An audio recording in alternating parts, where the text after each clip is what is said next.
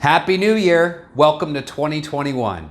And now, your Seattle real estate market update with Aaron Janus. All right, let's jump right into some numbers. As always, we love to start off with median sales price. In Seattle, in December, median sales price was $735,000, which is up 5.7% year over year. If we look at the east side, we're at $955,000, up 18.6% year over year. If we look at all of King County, we're $676,000, which is up 9.9% year over year. Okay, now let's take a look at inventory levels. In Seattle, active inventory up 40% year over year and pending sales up 45%. We've got 1.2 months of inventory on the market. Looking at just the east side, we're down 38% year over year, but pending sales are up 9%. 0.4 months of inventory on the east side. If we look at all of King County, we're down 13% year over year and pending sales are up 23%. We've got 1.1 months supply of inventory across the county.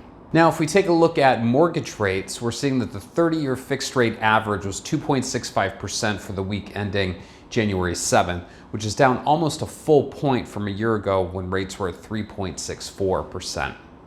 Going forward, it would appear that they can only go up from here, right?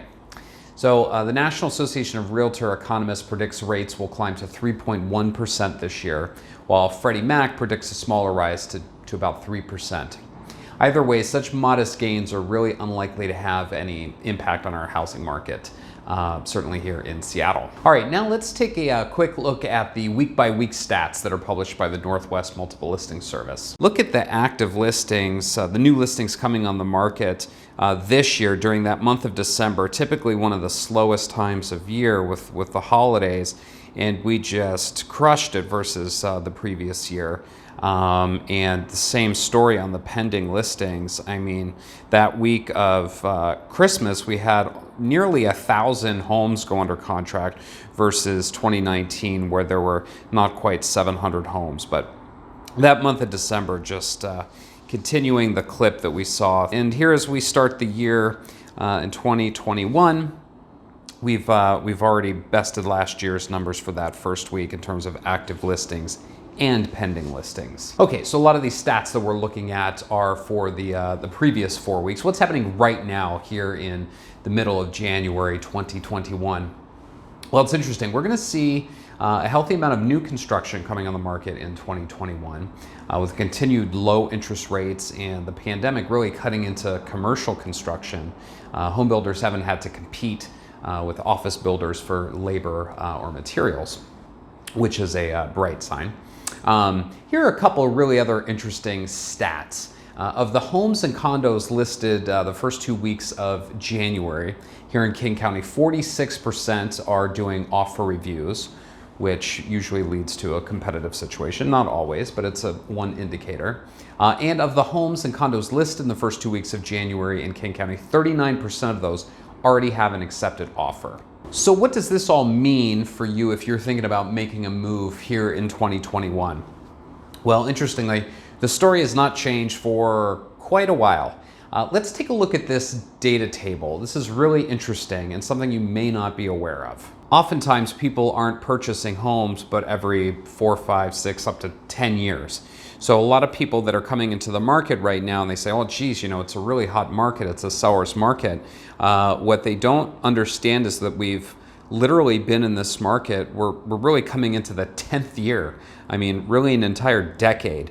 And what I'm talking about is a seller's market. So if you look at this data table, you see everything that's in blue, the advantage is the seller. Now this looks at absorption rates. So how quickly new listings that are coming on the market are getting absorbed into the market. And anything over 31% is considered a advantage to the seller. So you can see, I mean, really since 2012, when we pulled out of the last recession, or we're pulling out of it, you can see at the end, you can look at the average. This is the average for the entire year. So 2012, we were at 52%, then 68, 66, 96, 107. 107% absorption rate means that if 100 homes came on the market in a given period, 107 sold. So you sold everything new that came on plus more. So that's what that means. So 2017, red hot year, 132% absorption rate. Then we dipped down, but still very strong, 74%, 70%. And then 2020, we were 104%. Okay, so taking a look at these numbers, really interesting looking at where we've been this last decade and where we're at now. What this means, if you're a buyer, you just need to be committed to the process and have some patience and understand that it's a tight market.